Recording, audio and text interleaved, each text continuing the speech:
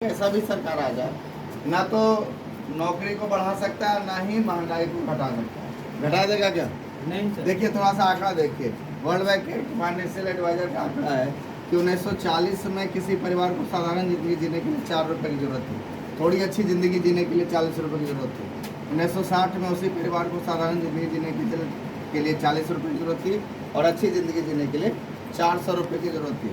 1980 में उसी परिवार को साधारण ज़िंदगी जीने के लिए 400 रुपये की ज़रूरत पड़ने लगी और थोड़ी अच्छी ज़िंदगी जीने के लिए 4000 रुपये की ज़रूरत पड़ी। सन 2000 आया, यहाँ पे गुजारे लायक ज़िंदगी जीने के लिए 4000 रुपये की ज़रूरत थी और थोड़ी अच्छी ज़िंदगी जीने के लिए 40,000 रुपये की ज़रूरत थी। सन 2020 आया, यहाँ पे गुजारे लायक ज़िंदगी जीने के लिए 40,000 रुपये की ज़रूरत थी और थोड़ी अच्छी ज़िंदगी जीने के लिए 4 लाख रुपये की ज़रूरत है। 2040 आएगा या नहीं आएगा? Yes sir. यहाँ पे गुजारे लायक ज़िंदगी जीने के लिए आपको 4 लाख रुपए की ज़रूरत है और थोड़ी अच्छी ज़िंदगी जीने के लिए 40 लाख रुपए की ज़रूरत है।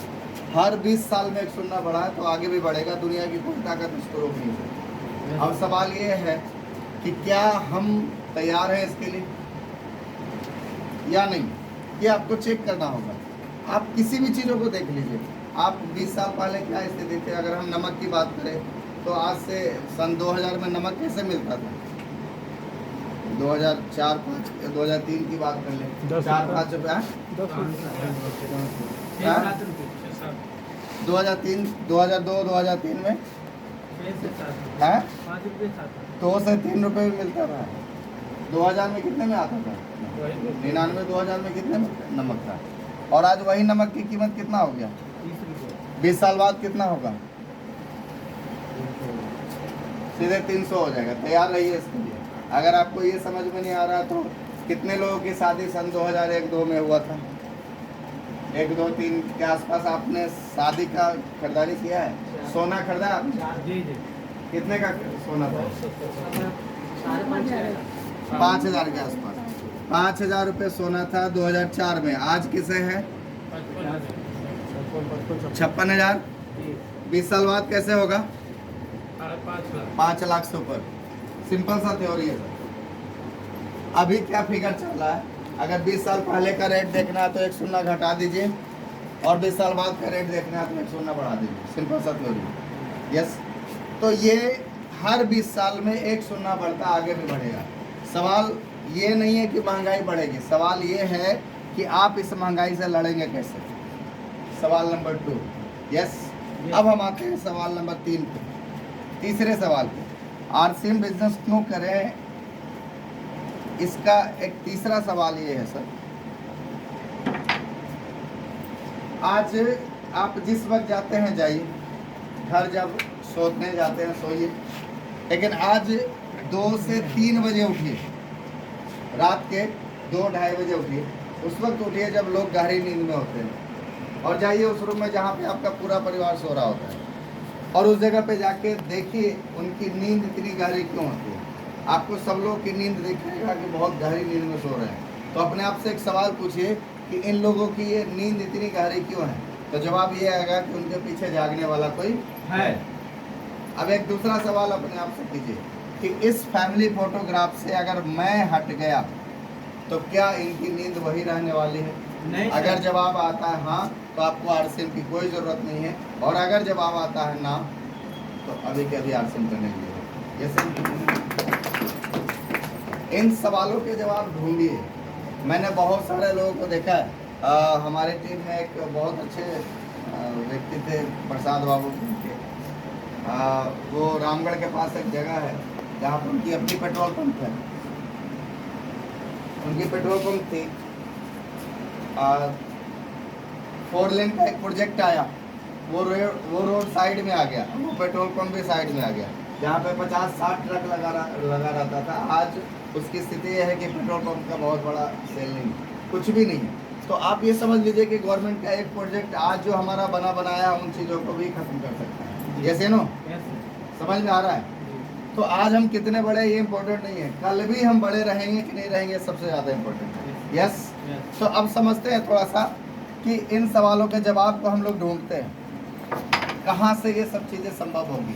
क्या 40 लाख रुपए महीने इनकम करने के लिए क्या नौकरी से ये संभव है? नहीं सर। है? नहीं। नहीं है। क्या खेती बाड़ी से ये संभव है? एग्रीकल्चर में भी ये संभव नहीं है। इसके लिए ब्रॉड स्केल में आपको काम करना होगा, तब जाके यहाँ पे कुछ पैसा आ सकता है। उस पर भी ऊपर वाले पे निर्भर रहना बहुत ज़्यादा है। ये से ना। अब आते हैं हम थोड़ा सा तीसरे ऑप्शन, जिसका नाम है बिजनेस। क्या इससे संभव है? हाँ, बिल्कुल संभव है। बिजनेस ही एक ऐसा माध्यम है जहाँ से हम अच्छा खासा अर्निंग कर सकते हैं। पूरी दुनिया को पता है कि भारत सबसे बड़ा बाजार है, और गजब की बात यह है कि हम भारतीयों को नहीं पता कि दुनिया का सबसे बड़ा बाजार हम है। ये सेम। अच्छा, हमसे चाइना कमा के जा रहा है, हमसे ऑस्ट्रेलिया कमा के जा रहा है, हमसे अमेरिका कमा के जा रहा है, हमसे छोटे छोटे देश कमा के जा रहा है, और हम भारतीय गरीब बने बटे। तो बिजनेस के दो तरीका है सर।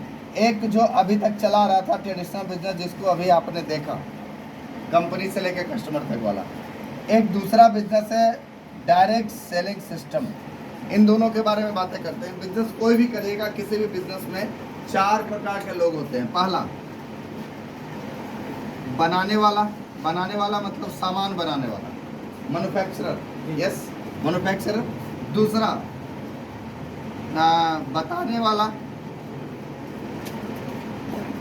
तीसरे तरीके के लोग जो होते हैं वहाँ पे, वो होते हैं पहुँचाने वाला।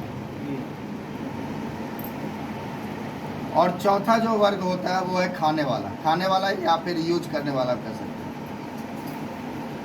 ये 4 प्रकार के लोग होते हैं किसी भी बिजनेस में। अब मैं आपसे पूछना चाहता हूँ, आप इसमें से कहाँ हैं? क्या आप बनाने वाला बन सकते हैं? नहीं। यहाँ करोड़ों अरबों रुपए की पूंजी चाहिए, उसके साथ आपको बिजनेस का जानकारी चाहिए, तब जाके आप इस जगह पे होंगे। तो ये हम नहीं हो सकते। क्या हम पहुंचाने वाला बन सकते हैं? नहीं। दुकानदार तो बन ही सकते ना। 5 लाख, 10 लाख, 15 लाख, 20 लाख की पूंजी लगा के हम दुकानदार बन सकते हैं। लेकिन यहाँ पे भी कंपटीशन बहुत ज़्यादा है या नहीं है? yes, अच्छा, एक अभी बगल में देख रहे थे, कौन मॉल खुल गया? एम बाजार। और इधर कौन खुल गया? रिलायंस। ये 2 मॉल खुला, कितने कपड़ों की दुकानों को बंद करवाए गए? समझ में आ रहा है? कंपटीशन इतना हैवी है कि वहाँ पे आपको टफ है। तो ये भी अब चीज़ें बहुत अच्छी नहीं रह गई। क्या हम बताने वाला बन सकते हैं? नहीं। हाँ, नहीं बन सकते हैं। कैसे बनिएगा? आपको क्या लक्ष्य के प्रचार में आपको कभी बुलाया? नहीं। क्या कोका कोला के प्रचार में आपको कभी कंपनी ने बुलाया? नहीं बुलाया। ये कौन होते हैं बताने वाला? बड़े बड़े स्टार, हर क्षेत्र के स्टार, चाहे वो टेनिस के स्टार हो, चाहे क्रिकेट के स्टार हो, चाहे फिल्म के स्टार हो, उन लोगों को बताने का काम दिया गया। यहाँ पे हम एक ही काम कर रहे हैं जिसका नाम है खाने वाला, यूजर्स। हम सब के सब यूजर्स हैं यहाँ पे। और सिर्फ इस काम को करके आप इस बिजनेस में अर्निंग नहीं। इन्हीं चीज़ों को देखते हुए एक नए सिस्टम का जन्म हुआ जिसका नाम है direct selling system, network marketing. और इस नेटवर्क मार्केटिंग में बोला गया कि ये 4 प्रकार से ही लोगों से का बिजनेस बढ़ता है। इस नेटवर्क मार्केटिंग में बोला गया कि इस नेटवर्क मार्केटिंग में बनाने वाला काम और पहुंचाने वाला काम कंपनी कर लेगी। yes, sir. कौन कर लेगा? कंपनी। अब खाने वाला काम तो आप कर ही रहे हैं जी, पहले भी कर। अब बताने वाला काम भी अगर आप कर लीजिएगा तो हिस्सेदारी आधा आधा का हो जाएगा। समझ में आ रहा है? yes, प्रॉफिट की हिस्सेदारी आधा 50% की हो जाएगी। तैयार है? yes, तो हमें क्या करना है? खाना है और बताना है। वहाँ से आपका डायरेक्ट सेलिंग सिस्टम की शुरुआत हो जाती है, नेटवर्क मार्केटिंग की शुरुआत होती है। अब ये नेटवर्क मार्केटिंग कहाँ से आया, इन चीज़ों को थोड़ा सा हम लोग समझते हैं। 1920 में नेटवर्क मार्केटिंग की शुरुआत हुई अमेरिका से। अब अमेरिका में शुरुआत हुआ 1920 में। 50 साल लगे सर इसको नेटवर्क मार्केटिंग पे कानून बनवाने में। अभी पूरी दुनिया में नंबर 1 है अमेरिका। 1,95,000 करोड़ का टर्नओवर इसका नेटवर्क मार्केटिंग से है अमेरिका में। ये आंकड़ा मेरा नहीं है, फिक्की के PMG का आंकड़ा है। 1995 में नेटवर्क मार्केटिंग भारत में आया। 25 साल के स्ट्रगल के बाद नेटवर्क मार्केटिंग पे एक कानून बना हमारे यहाँ और इसको एक वैलिड इंडस्ट्री का दर्जा दिया गया भारत सरकार के द्वारा। अभी हम 12वें स्थान पे हैं 18,500 करोड़ के टर्नओवर के साथ। फिक्की और KPMG का आंकड़ा ये बता रहा है साहब कि 2025 आते आते हम लोग 65,000 करोड़ के टर्नओवर को क्रॉस करेंगे और 2035 आते आते हम लोग पूरी दुनिया में नंबर 1 होने जा रहे हैं। ये आंकड़ा मेरा नहीं है, ये आंकड़े हैं और आंकड़े कभी झूठ नहीं बोलते। आंकड़े भारत सरकार के हैं, फिक्की और KPMG का ये आंकड़ा है और वो ये बता रहा है कि हम लोग पूरी दुनिया में नंबर 1 होने जा रहे हैं। अब समझिए कि पूरी दुनिया में हम लोग नंबर 1 होंगे तो क्या होगा। मैं आपसे पूछना चाहता हूं सर कि 1,95,000 करोड़ के टर्नओवर को क्रॉस करेंगे, 2 लाख करोड़ के टर्नओवर को अगर हम लोग क्रॉस किए, इस 2 लाख करोड़ का टर्नओवर अगर ट्रेडिशनल बिजनेस के तहत होता है तो हम जैसे आम लोगों के घरों में कितना पैसा आएगा?